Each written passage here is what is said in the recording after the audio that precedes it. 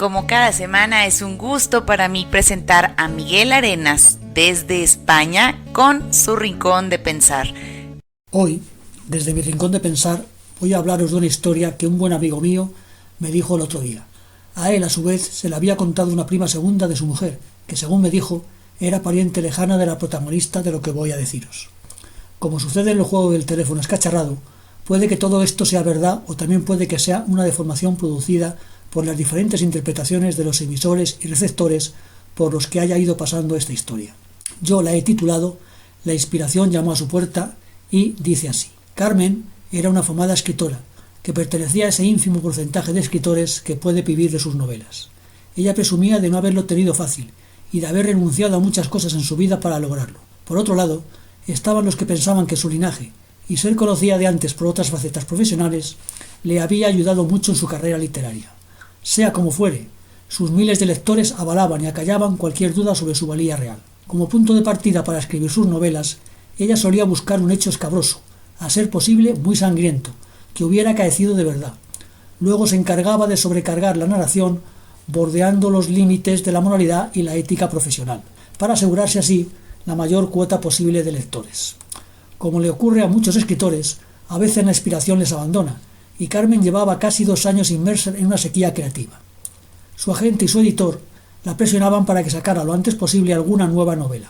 Económicamente, podía vivir de sus ahorros, de las rentas familiares y de las regalías de sus libros ya publicados, pero se resistía a aceptar que se pudiera haber acabado su carrera como escritora.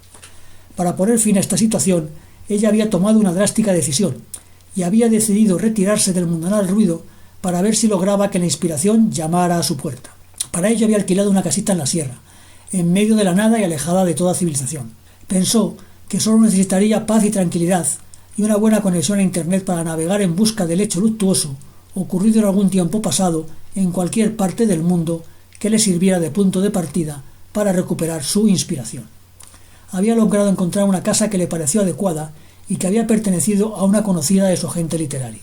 Ella, por experiencia propia, sabía que para su agente el verbo conocer tenía un significado más íntimo que para el resto de los mortales. Por lo que Carmen había averiguado, esa mujer había fallecido en esa casa de una manera bastante extraña. La habían hallado muerta, en medio de un gran charco de sangre, vestida y maquillada como si estuviera esperando la visita de un posible amante y con la puerta de la calle abierta de par en par. Nunca se había podido culpar a nadie por ello. En un primer momento, Carmen pensó que la suerte se había aliado con ella y que lo sucedido en aquella casa le serviría para empezar su novela. Sin embargo, ya antes de mudarse lo descartó, al ver que no era capaz de hallar suficiente información para ello. La primera noche que pasó en esa casa estuvo acompañada del más aterrador de los silencios, solo interrumpido por el crujir de la madera de las paredes o los aullidos nocturnos de alguna de las alimañas que habitaban la naturaleza circundante.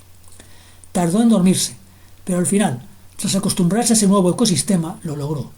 Un ruido seco, que le pareció escuchar en la puerta de entrada, vino a despertarla. Al abrir sus ojos, vio que la claridad del día entraba ya por las ventanas, que no tenían ni visillos ni persianas, porque no se necesitaban para aislarse de las miradas indiscretas de algún vecino. Carmen tuvo que salir de la cama, ponerse la bata e ir a ver qué o quién había golpeado en la puerta de la calle. Con algo de miedo, miró por la mirilla de derecha a izquierda y arriba abajo, procurando no hacer ruido, por si hubiera alguien al otro lado. Cuando estaba a punto de convencerse de que no había nada tras la puerta, descubrió algo parecido a un sobre el felpudo.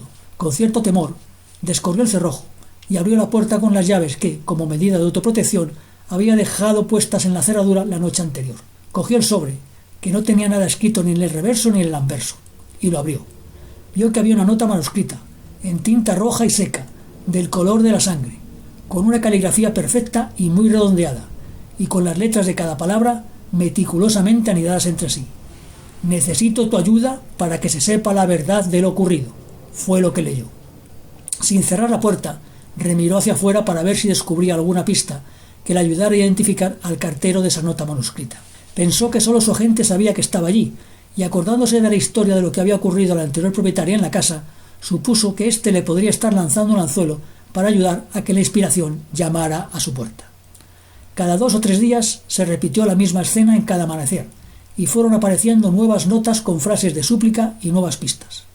Ella cada vez estaba más convencida de que su agente, o alguien enviado por él, le mandaba esas misivas para romper su bloqueo creativo.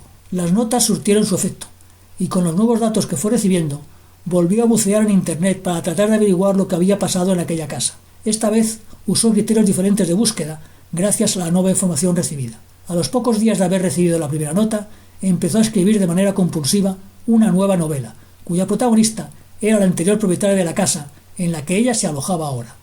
Al principio, se inspiró en la información que logró encontrar o lo dicho en las notas. Sin embargo, poco a poco, fiel a su estilo, empezó a añadir datos de su propia cosecha y a manipular los hechos para aumentar la negrura de la novela.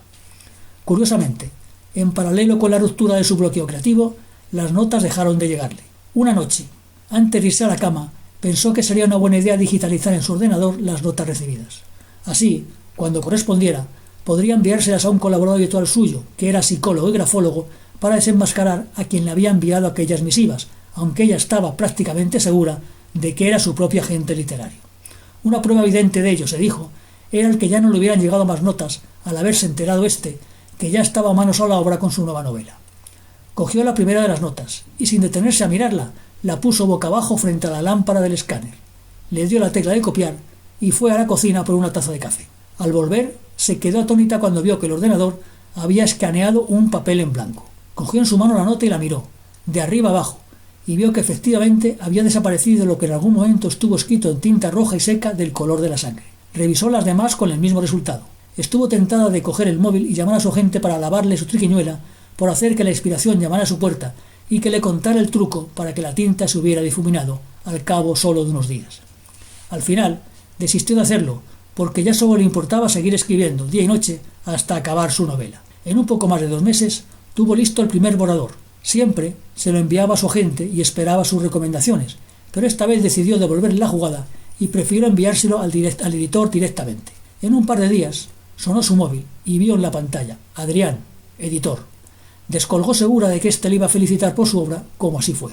Pocos meses después, su nueva novela estaba lista para ser presentada. Ella decidió permanecer en esa casa hasta justo el día antes de la presentación oficial de esa nueva novela, revisando borradores, haciendo correcciones, aprobando la portada y el plan de marketing para el lanzamiento. La tarde anterior a su partida, recogió todo lo que debía llevarse de la casa y se fue a dormir temprano. A la mañana siguiente, un coche enviado por el editor la recogería muy de madrugada para llevarla de vuelta al mundo. En medio de la noche, volvió a oír ruidos en la puerta de la calle. Riéndose, se levantó, se puso tranquilamente algo encima del camisón e incluso se miró al espejo para retocarse el pelo y darse algo de carmín rojo en sus labios. Mientras lo hacía, volvieron a golpear en la puerta, cada vez con más insistencia. Por fin, se dispuso a abrir la puerta, seguro de que iba a encontrarse al otro lado a Joaquín, su agente, que vendría a reclamar la parte de mérito que le correspondía por haber hecho que la inspiración llamara a su puerta. Su relación con Joaquín a veces iba más allá de lo profesional, y a Carmen, en esos momentos, no le hubiera disgustado despedirse de esa casa con algo de pasión y disfrute carnal. Al abrir la puerta, solo tuvo tiempo para dar un chillido antes de que se oyera un golpe seco producido por su cuerpo al chocar violentamente contra el suelo. A la mañana siguiente, a la hora convenida, un coche se aproximó a la puerta de la casa, tocó el claxon y, tras esperar unos minutos y ver que nadie salía, se acercó a la entrada. La puerta estaba abierta completamente y junto a ella vio a una mujer elegante y bien maquillada que yacía muerta. Tenía su cabeza apoyada en el suelo, en medio de un gran charco de sangre, la boca abierta como si acabara de gritar. Su cara era un fiel reflejo del pánico, y sus ojos miraban al infinito. Al lado había una nota escrita, con letra redonda, de caligrafía perfecta. La tinta roja y seca desplegada sobre el papel decía: «Llamé a tu puerta para que nos ayudáramos mutuamente, pero solo fuiste capaz de pensar en ti y me traicionaste. Que la maldición de esta casa descargue su ira contra ti». Con esto se acaba mi relato de hoy. Que cada cual piense lo que quiera, y sobre todo a los escritores que me estéis oyendo, tened cuidado cuando la inspiración llame a la puerta. No la traicionéis, o tendréis que ateneros a las consecuencias. Hasta el próximo miércoles, recibid un cordial saludo.